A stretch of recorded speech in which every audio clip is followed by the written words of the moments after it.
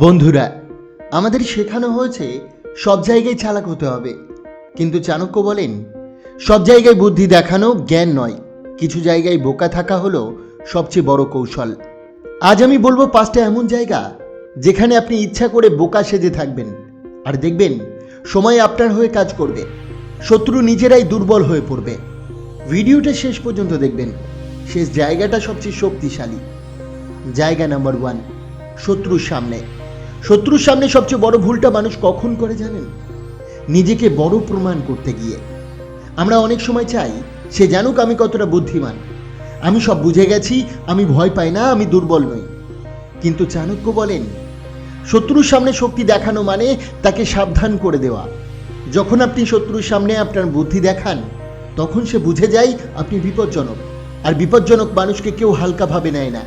শত্রু তখন আপনার কথায় খুঁটিনাটি খোঁজে, আপনার আচরণ লক্ষ্য করে, আপনার দুর্বলতা বার করার চেষ্টা করে, অর্থাৎ আপনি নিজেই তাকে প্রস্তুতির সময় দিয়ে দেন।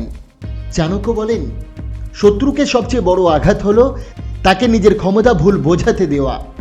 এটা শুধু কথা নয়, এটা যুদ্ধের মনোবিজ্ঞান। যে শত্রু আপনাকে ভুল বোঝে সে ভুল সিদ্ধান্ত নেয়, আর ভুল সিদ্ধান্তই তার পতনের শুরু। বোকা সেজে থাকার শক্তি কি জানেন? বোকা সেজে থাকা মানে দুর্বল হওয়া নয়, এর মানে হলো নিজের তাস গোপন রাখা। আপনি সব বুঝলেও বোঝেননি এমন ভাব করুন। আপনার মাথায় শত চিন্তা থাকলেও মুখে নীরব থাকুন। আঘাত লাগলেও সঙ্গে সঙ্গে প্রতিক্রিয়া দেখাবেন না। কম কথা বলুন, কারণ কথাই সবচেয়ে বেশি ফাঁস করে দেয় মানুষকে। আর একটু অবহেলা করুন, সব কিছুর উত্তর দিতে নেই, সব আক্রমণের জবাব দিতে নেই। নীরবতা অনেক সময় সবচেয়ে বড় উত্তর। তবে জানতে হবে শত্রুর ভুল ধারণা কখন তৈরি হয়। যখন আপনি শান্ত থাকেন, চুপচাপ থাকেন, নিজেকে সাধারণ দেখান, শত্রু ভাবতে শুরু করে এ তো কিছুই না, একে নিয়ে এত ভাববার দরকার নেই, এ আমার লেভেলের নয়। আর ঠিক এই জায়গাতেই সে ভুল করে, কারণ সে আপনাকে হালকা ভাবছে আর আপনি ভিতরে ভিতরে শক্ত হচ্ছেন। আসল খেলা এখানে। শত্রু যখন আত্মবিশ্বাসে অন্ধ, আপনি তখন প্রস্তুত। সে যখন অসতর্ক, আপনি তখন সঠিক সময়ের অপেক্ষায়। আর সেই এক মুহূর্তে যখন সে ভাবতেও পারবে না, আপনি চালটা চালবেন। চিৎকার করে নয়, ঘোষণা দিয়ে নয়, শব্দ ছাড়াই। তাই মনে রাখবেন, শক্তিমান সে নয় যে সবসময় নিজের শক্তি দেখায়। শক্তিমান সে যে প্রয়োজনের আগ পর্যন্ত নিজেকে আড়ালে রাখতে জানে। বোকা ভাব দেখান, কিন্তু বোকা হবে না, কারণ নীরব অবহেলিত মানুষটাই সবচেয়ে ভয়ঙ্কর হয়ে ওঠে। জায়গা নাম্বার 2, যারা আপনাকে অবমূল্যায়ন করে।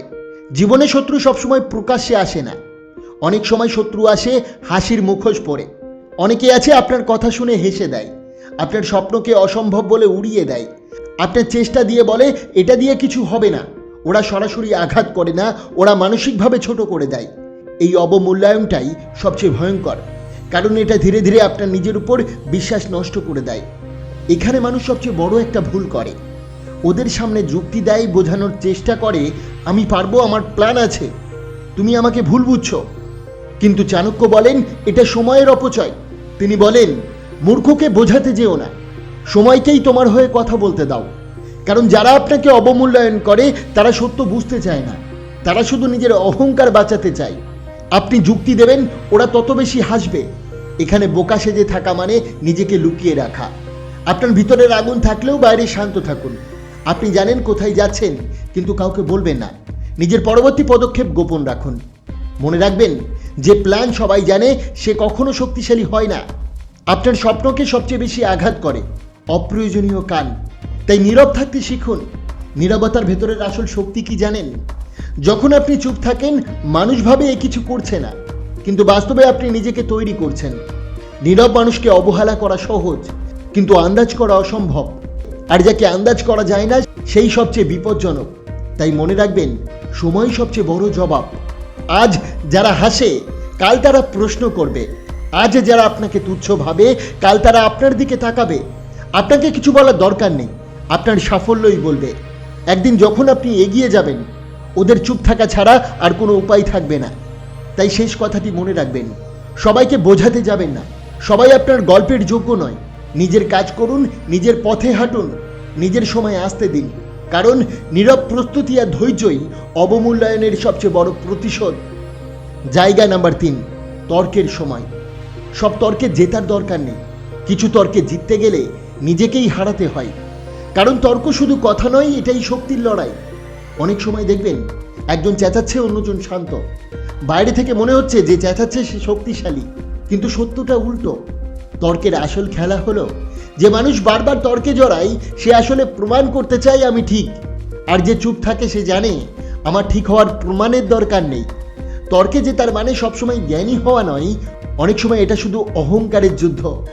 চাণক্য বলেন, যেখানে তর্ক চলে সেখানে শক্তি নষ্ট হয়। কারণ তর্কে মনের শান্তি যায়, সময় যায়, মনোযোগ যায়। আর শক্তি যখন নষ্ট হয় তখন লক্ষ্য থেকে দূরে সরে যায়। বোকা সেজে থাকার বুদ্ধি কি জানেন? এখানে বোকা সেজে থাকা মানে নিজেকে নিয়ন্ত্রণ রাখা, সব কথা শোনা কিন্তু সব কথার উত্তর না দেওয়া, প্রচনা বোঝা কিন্তু তাতে পা না দেওয়া, নিজের অবস্থান জানা কিন্তু চিৎকার না করা, সব প্রশ্নের উত্তর দেওয়া কোনো বুদ্ধিমত্তা নয়। নীরবতা অনেক সময় সবচেয়ে বুদ্ধিমান সিদ্ধান্ত। শান্ত থাকলে কি হয় জানেন? আপনি শান্ত থাকবেন, ওরা উত্তেজিত হবে। আপনি কম কথা বলবেন, ওরা বেশি বলবে। আর যত বেশি তারা বলবে তত বেশি তারা ক্লান্ত হবে। কারণ রাগ মানুষকে দ্রুত ফাঁকা করে দেয়। তবে জানতে হবে শক্তি শেষ পর্যন্ত কার হাতে থাকে। যে শান্ত থাকতে পারে সে নিজের শক্তি বাঁচিয়ে রাখে, যে চুপ থাকতে পারে সে পরিস্থিতির নিয়ন্ত্রণ নেয়। তর্কে না জড়িয়ে শান্ত থেকে নিজের পথ চললে শেষ পর্যন্ত শক্তি থাকে আপনার হাতেই। তাই মনে রাখবেন, সব লড়াই আপনার নয়, সব শব্দের জবাব আপনার নয়। নিজের শক্তিকে অপ্রয়োজনীয় তর্কে খরচ করবেন না, কারণ যে মানুষ নীরব থাকতে জানে সেই সবচেয়ে শক্তিশালী। জায়গা নাম্বার 4, ক্ষমতাবান লোকের সামনে সর্বদা বোকা সেজে থাকবেন। সব ক্ষমতাবান মানুষ আপনার বন্ধু নয়। কিছু মানুষ ক্ষমতা ব্যবহার করে রক্ষা করতে, আর কিছু মানুষ ক্ষমতা ব্যবহার করে দমন করতে। এই পার্থক্যটা না বুঝলে আপনি অজান্তেই নিজেকে বিপদে ফেলবেন। এখানে মানুষ সবচেয়ে বড় ভুল করে ক্ষমতাবান মানুষের সামনে গিয়ে নিজেকে অসাধারণ প্রমাণ করতে চায়, নিজের বুদ্ধি দেখায়, নিজের দক্ষতা জাহির করে, নিজের ভবিষ্যতের প্ল্যান খুলে বলে। কিন্তু ক্ষমতার জগতে অতিরিক্ত উজ্জ্বল মানুষরাই সবচেয়ে আগে পড়ে। ক্ষমতাবান মানুষদের সবচেয়ে বড় ভয় তার ক্ষমতা হারানো। আপনি যদি তার সামনে এমনভাবে দাঁড়ান যাতে মনে হয় এই লোকটা একদিন আমাকে ছাড়িয়ে যেতে পারে, তাহলে সে আপনাকে সুযোগ নয় বাধা হিসাবে দেখতে শুরু করে। এখান থেকেই বিপদ শুরু। চাণক্য বলেন, রাজদরবারে সবচেয়ে নিরাপদ সে যে নিজেকে নিরীহ প্রমাণ করতে পারে। কারণ রাজদরবারে সত্যিকারের শক্তি লুকিয়ে রাখা হয়। যে নিজের ক্ষমতা দেখায় সে নজরে পড়ে, আর নজরে পড়া মানেই টার্গেট হওয়া। বোকা সেজে থাকার আসল কৌশল কি জানেন? এখানে বোকা সেজে থাকা মানে অন্ধ হওয়া নয়, বরং সবচেয়ে সচেতন থাকা। আগে শুনুন, পরে বলুন। আগে দেখুন, পরে সিদ্ধান্ত নিন। কারা কার পক্ষে সেটা বোঝার সময় নিন। তাড়াহুড়ো করে নিজের তাস খুলবেন না। মনে রাখবেন, পর্যবেক্ষণই ক্ষমতার জগতে সবচেয়ে বড় অস্ত্র। সুযোগ আসা পর্যন্ত অপেক্ষা করুন। আপনি শান্ত থাকবেন, নিরীহ থাকবেন, কিন্তু ভেতরে ভিতরে হিসাব চলবে। কার কথা কোথায় কাজে লাগে, কার দুর্বলতা কোথায়, সব নোট নেবেন।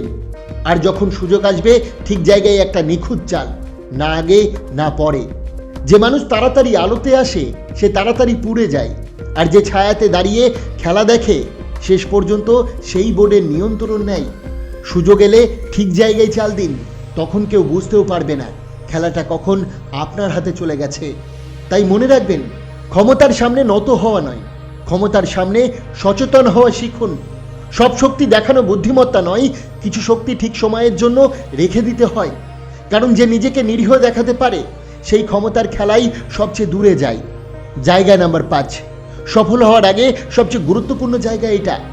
আপনি যখন কিছু শুরু করছেন, নতুন কাজ, নতুন স্বপ্ন, নতুন পরিকল্পনা, সবাইকে বলবেন না। চাণক্য বলেন, নিজের শক্তি প্রকাশ করো শুধু ফলাফলের মাধ্যমে। বোকা সেজে থাকুন, চুপচাপ কাজ করুন। সফলতা নিজেই শব্দ করবে, তখন শত্রু পা চাটবে, কারণ তাদের আর কিছু করার থাকবে না। তাই বন্ধুরা, মনে রাখবেন, বোকা সেজে থাকা মানে দুর্বল হওয়া নয়, এটা হলো সবচেয়ে উন্নত বুদ্ধির ব্যবহার। সবাইকে দেখানোর জন্য নয়, জেতার জন্য বাঁচুন। আপনি যদি এই 5 জায়গায় বোকা সেজে থাকতে পারেন, সময় আপনার দাস হবে, শত্রু নিজেরাই পরাজিত হবে। এটাই চাণক্য নীতি। বন্ধুরা, আশা করি আজকের এই ভিডিওটি আপনার অনেক অনেক ভালো লেগেছে। অবশ্যই ভিডিওটিকে একটি লাইক করবেন, কমেন্ট করবেন, প্রিয়জনের কাছে শেয়ার করতে ভুলবেন না। আপনাকে অসংখ্য ধন্যবাদ ভিডিওটি শেষ পর্যন্ত দেখার জন্য।